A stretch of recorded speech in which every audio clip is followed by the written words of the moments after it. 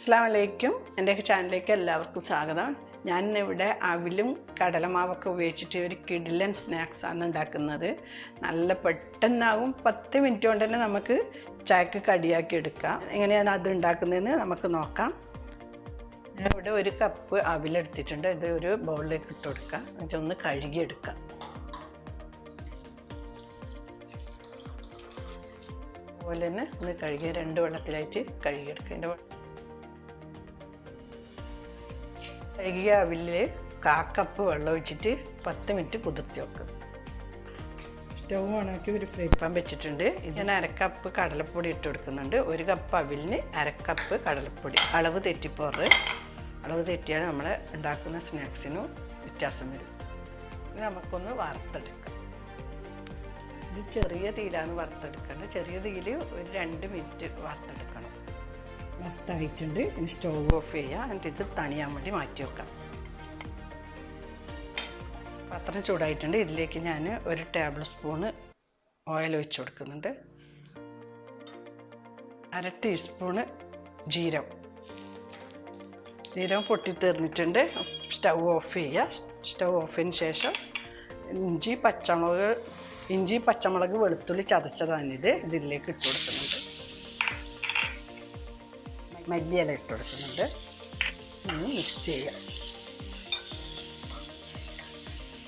2 അല്ലി വെളുത്തുള്ളിയും ഒരു ചെറിയ കഷ്ണം ഇഞ്ചി, ഒരു വലിയ പച്ചമുളകാണ് ഞാൻ ചതച്ചത്. നേരത്തെ കുതിർത്തി വെച്ച അവിലായത് കുറച്ച് പൊങ്ങി വന്നിട്ടുണ്ട്. ഇതിലേക്ക് ഞാൻ വറുത്തെടുത്ത സാധനങ്ങൾ ഇട്ട് കൊടുക്കാം. നേരത്തെ വറുത്ത് വെച്ച കടലപ്പൊടി ഇട്ട് കൊടുക്കുന്നുണ്ട്. 1 ടീസ്പൂണ് മുളക് പൊടി, കാശ്മീരി മുളക് പൊടിയാണ്. 1/4 ടീസ്പൂണ് മഞ്ഞൾപ്പൊടി, 1/4 ടീസ്പൂൺ ഉപ്പ് ചേർത്ത് കൊടുക്കുന്നുണ്ട്. കുഴച്ചിട്ട് നോക്കിയിട്ട് നമുക്ക് ഉപ്പ് ചേർക്കാം. 1 ടീസ്പൂണ് ചെറുനാരങ്ങ നീരും ഒഴിച്ചു കൊടുത്തിട്ടുണ്ട്. ഇതിനെല്ലാം കൂടി ഇത് നല്ലപോലെ ഒന്ന് കുഴച്ചെടുക്കാം. നല്ലപോലെ കുഴച്ചായിട്ടുണ്ട്.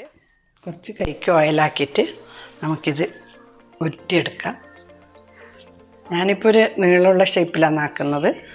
നിങ്ങൾക്ക് ഏത് ഷേപ്പാണോ വേണ്ടത് അതുപോലെ ഉരുട്ടിയെടുത്താൽ മതി.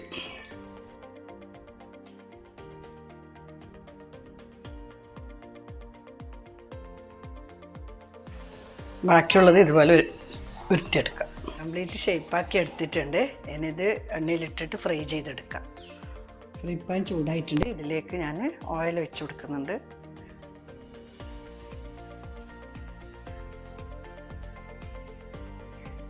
ഓയിൽ ചൂടായി നോക്കാം. ചൂടായിട്ടുണ്ട്. തീ ഒന്ന് സ്ലോ ചെയ്യുക. ഇതിലേക്കിത് നല്ല ഇട്ട് കൊടുക്കാം.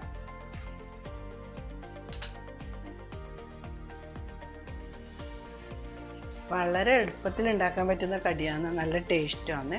അവിലോ പിന്നെ കടലപ്പൊടിയൊന്നും ഒരു ടേസ്റ്റും വരില്ല. ഗസ്റ്റൊക്കെ വന്നാൽ പെട്ടെന്ന് ഉണ്ടാക്കി കൊടുക്കാൻ പറ്റും. ചേരുവ വേണ്ടിക്ക് നിങ്ങൾക്ക് വ്യത്യാസപ്പെടുത്താം. ഇതിന് വേണ്ടിക്ക് മല്ലിച്ചപ്പില്ലെങ്കിൽ കറിവേപ്പില മുറിച്ചിടാം, പിന്നെ ചില്ലി ഫ്ലേക്സ് ഇടാം, അങ്ങനെ പലതും ചേർക്കാം. പിന്നെ കുറച്ച് ഗരം മസാല വേണ്ടിക്ക് ചേർക്കാം. നല്ല തിരിച്ചിട്ട് കൊടുക്കാം.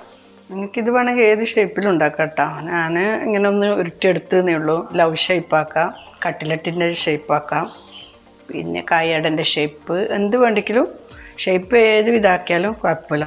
ഒരു മീഡിയം ഫ്ലെയിമിൽ തന്നെ പൊരിച്ചെടുക്കുന്ന. അന്ന് സ്ലോ ആകരുത്, അന്നേരം എണ്ണ കുടിക്കും. നമ്മളെ കടി റെഡി ആയിട്ടുണ്ട്. ഇനിയിത് പൂരി എടുക്കുക. ഏകദേശം 5 മിനിറ്റ് എടുത്ത് ഇത് ഫ്രൈ ചെയ്തെടുക്കാൻ വേണ്ടി. ഇതൊരു പ്ലേറ്റിലേക്ക് മാറ്റാം.